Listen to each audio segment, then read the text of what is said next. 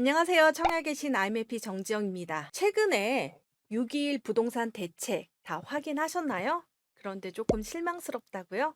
제가 이번에는 6.21 부동산 대책을 정리하고 향후 나올 만한 대책까지 알려드리겠습니다.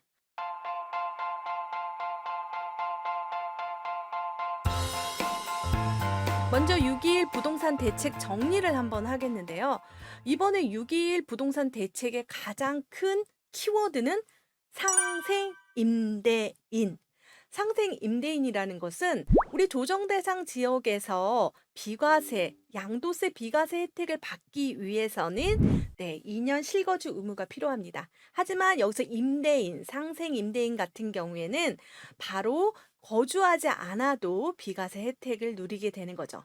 단, 그 주택을 팔 때 1주택자만 해당이 됩니다. 그래서 지금 제일 중요한 거는 지금 양도세 비과세고 그다음에 플러스 이것도 되게 중요해요. 장특공제 2년 실거주 인정이 된다라는 거죠. 그래서 우리가 비과세 같은 경우는 12억까지 가능하고요. 그러니까 내가 6억에 사서 12억까지면 6억의 양도 차익이 비과세인데 12억이 넘어갈 때는 가장 중요한 장특공, 그러니까 장기 보유 특별 공제가 필요합니다. 하지만 2년 실거주하지 않으면 이 거주의 퍼센테이지가 높아지지 않는데 상생 임대인은 해주겠다라는 겁니다. 그래서 6.21 부동산 대책의 가장 중요한 건 상생 임대인인데 나한테 해당이 안 돼. 난 이주택자고 무주택자고 다주택자야. 그렇기 때문에 요거에 해당이 안 되는 사람도 있겠지만 그래도 가장 중요한 거주에 대한 것을 풀어주다 보니까 임대 물량이 나오고 전월세 안정화에 도움이 됐다라고 보시면 되겠습니다. 그리고 또 하나 중요한 거는 취득세가요. 보니까 200만 원 한도 내 면제. 소득과 주택가에 무관해서 지금 생애 최초로 내가 주택을 구입할 때는 취등록세가 200만 원 세이브 된다. 그것도 중요하겠죠. 그리고 지금 같은 경우에는 좀 많이 나오지 않아서 좀 아쉽기도 합니다. 상생 임대인이 되려면 직전 계약보다 5% 이내 인상한 신규 갱신이 체결된 임대인만 가능하다. 직전이 중요하겠죠. 직전에도 내가 계약하고 그다음에 또 계약할 때도 내가 계약해서 5%만 증액한. 그렇지만 여기서 가장 중요한 다주택자는 안 된다. 그러니까 2년 실거주 요건 면제, 별표, 장기 보유 특별 공제, 별표. 그런데 적용 시점은 24년 12월 31일까지라는 거 꼭 기억하셔서 여러분 상생 임대인 제도를 잘 해야 됩니다. 그리고 두 번째로는요, 분양가 상한제 완화가 됐는데요. 그래서 상한 완화돼서 했더니 1.5% 정도, 이렇게 분양가가 올라간다고 하면은 2,360만 원에서 2,395만 원. 그리고 2,640만 원, 2,495만 원, 이렇게 해서 최대 4%까지 올린다라고 하는데, 기존에 또 기준점이 또 낮기 때문에 분양가 상한제라고 하지만 조합의 측면에서 그러니까 공급하는 측면에서는 조금 숨통이 트이지만 또 청약에 당첨을 기다리시는 분은 분양가가 조금 올랐다는 소식입니다. 그래서 사실 분양가 상한제 완화돼서 청약 기다리고 있었는데 그렇지만 여러분 차라리 청약이 나오는 게 낫죠. 계속 미루어졌던 분양 단지가 청약이 나왔으면 좋겠습니다. 그래서 6.21 부동산 대책 중에 상생 임대인 분양가 상한제 꼭 기억하시고요. 그리고 나서 가장 중요한 거는 뭐냐면 조정 대상 지역 이렇게 해제가 된 곳이 있습니다. 여러분 투기가열 지구도 해제된 곳이 있으니까 잘 따져봐야 되는 거죠. 그래서 지금 날짜로 따져보면은 지금 수성구 같은 경우에는 바로 투기가열지구에서 조정대상 지역이 됐고 수성구를 제외한 대구의 모든 지역은 규제 지역이 아니라는 사실입니다. 이거 되게 중요하고요. 그 다음에 대전 같은 경우에도 지금 동구, 중구, 서구, 유성구, 대덕구가 바로 투기가열지구였는데 조정대상 지역이 된 거고요.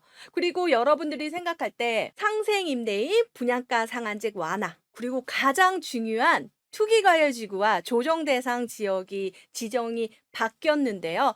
7월 5일자부터 바뀌었습니다. 그래서 여러분 투기과열 지구였던 게 바로 조정 대상 지역으로 간 지역이 있거든요. 어디요? 대구, 수성구. 그리고 대전 지역이 투기과열 지구 됐다가 바로 조정 대상 지역이 됐습니다. 그리고 창원시 의창구는 원래 투기과열 지구였는데 조정 대상 지역이 원래 지정이 안 돼 있었기 때문에 비규제가 된 거죠. 그래서 실제적으로 비규제가 된 데는 뭐냐면 대구, 수성구를 제외한 대구광역시가 되겠고, 그리고 창원시 의창구, 그 다음에 여러분 그 여순광, 여수, 순천, 광양도 이렇게 비규제가 됐습니다. 이렇게 비규제가 됐다라는 거는 여러분 어떻게 보면은 어떤 대출, 세금, 청약 다 프리한 상태로 되는 거죠. 저번 영상 꼭 기억하시고요. 6.21 대책을 봤더니 나랑 전혀 상관이 없어. 서울의 다주택자는 정말 상관이 없어. 나는 지방에 있는데 원래 비규제였어. 이렇게 해서 사실 지금 보면은 6.21 대책이 조금 실망스러웠을 것 같아요. 하지만 향후 나올 만한 대책으로 예상되는 대책 제가 알려드리겠습니다. 향후 나올 만한 대책은요, 바로 공급 대책입니다. 공급 대책 중에서 250만 플러스 알파를 하겠다라고 했는데, 어디에 하겠다라는 얘기는 아직 없다라는 거죠. 그런데 원희룡 장관님께서는 여기 지정한 곳을, 그러니까 공급하는 곳을 알려주겠다라고 했으니까 조만간 나올 겁니다. 그리고 공정시장 가액 60%, 이거는 뭐냐? 종부세 같은 경우에는 공정시장 가액 100%에 임박되어 있거든요. 그러니까 시장 가격 아주 비슷하게 종부세의 기준을 매기자 했지만 그것을 쑥 낮추기로 그렇게 되어 있지만 아직까지는 없죠. 그렇지만 종부세, 1주택자 종부세 같은 경우에는 이렇게 변화가 있잖아요. 그래서 종부세는 계속해서 변화가 있다라는 생각을 꼭 하셔야 됩니다. 그리고 이거 되게 중요하는데요. 종합부동산세는 주택수가 아닌 가액으로. 주택수라는 건요. 조정대상 지역의 3주택은 완전히 어마무시한 종합부동산세를 내고 있는데, 만약에 여러분 생각할 때 강남에 하나를 갖고 있는데 지금 공시지가가 20억짜리인 거예요. 그런데 1주택자이기 때문에 조금 어떻게 보면 만약에 지방에 1억짜리를 20개 갖고 있는 사람 중에 어떤 사람이 더 많이 종부세를 낼까요? 이게 많이 낸단 말이에요. 20채를 갖고 있는 사람이. 그래서 주택수가 아닌 이렇게 가액으로 하게 되면 똑같아지는 거겠죠. 이럴 때는 이거에 대해서 현상은 뭐가 이루어지냐? 바로 똘똘한 한 채라는 게 없어지는 거죠. 똘똘한 한 채는 다 필요 없어. 똘똘한 거 하나만 가져가자. 비싸도 좋아. 그러니까 지금 시장에서는 다 얼어붙어 있지만 강남구는 나홀로 유아 독점 가격이 점점 상승하는 그것을 조금 막을 수 있다라는 겁니다. 그래서 향후 나올 만한 대책 중에서는 공급, 그 다음에 종부세에 관련해서는 반드시 나올 거라고 생각이 들고요. 그리고 사실 윤석열 정부는 재건축의 완화를 계속 주장해 왔습니다. 그런데 하나도 지금 하지 않고 있죠. 하지만 언젠가는 할 것 같습니다. 재건축 규제 완화 중에서 가장 중요한 건 바로 안전진단. 안전진단 완화를 해준다고 하니까 지금 안전진단에 통과 못했던 재건축 단지 같은 경우는 출발할 수가 있다라는 거죠. 출발을 했더니 마지막에 재건축 초과이익 환수제를 내라고 하네. 이익이 많으니까 내라고 하지만 그 이익적인 부분에서 어떻게 조절을 하다 보면은 그런 이 초과 이익을 조금 감면해주는 그런 정책이 나오지 않을까 싶습니다. 그래야지 재건축 시장을 통해서 공급이 나오기 때문이죠. 그래서 재건축의 완화는 반드시 다음 정책에 나올 거라고 생각이 듭니다. 그리고 앞서 말했듯이 조정 대상 지역, 안전 지역 풀기 또 한번 제2탄이 들어가지 않을까. 지금 같은 경우는 수도권과 인천, 서울은 하나도 규제 지역을 풀지 않았지만 수치상으로는 인천이라든지 경기도 외곽 정도는 정말 조정 대상 지역을 풀어주고 비규제 지역이 돼야지 않을까 싶은데요. 쉽게 수도권은 건드리지 못하겠지만 다른 지방도 또 한번 생각해 볼 수 있겠죠. 이번에 사실 세종시 같은 경우에는 규제 지역에서 한 단계 아래인 조정 대상 지역이라든지 규제 지역 풀려고 하지만 정치적으로 이거를 건들 수 없는 것도 있는 것 같아요. 그렇지만 조정 대상 지역이 풀게 되면은 또 비규제로 청약, 대출, 세금이 프리해집니다. 그리고 사실 지금 전월세 방안에서 지금 임대차 입법 때문에 전셋값이 오른다, 월세값이 오른다, 이렇게 되니까 차라리 주택임대사업자를 부활하자는 얘기가 있습니다. 이거는 아직까지 물음표이지만 실제적으로 시장에서 그게 필요하다면 이게 아마도 몇 년 뒤에는 또 이게 해야 된다. 말아야 된다. 이런 이슈가 터질 것 같습니다. 이 이슈가 나오기 전에는 전세와 월세가 불안정한 시장이 계속된다면 이 카드를 꺼낼 수 있을 거라고 생각이 됩니다. 그리고 사실 이게 나와야죠. 일기 신도시 특별법.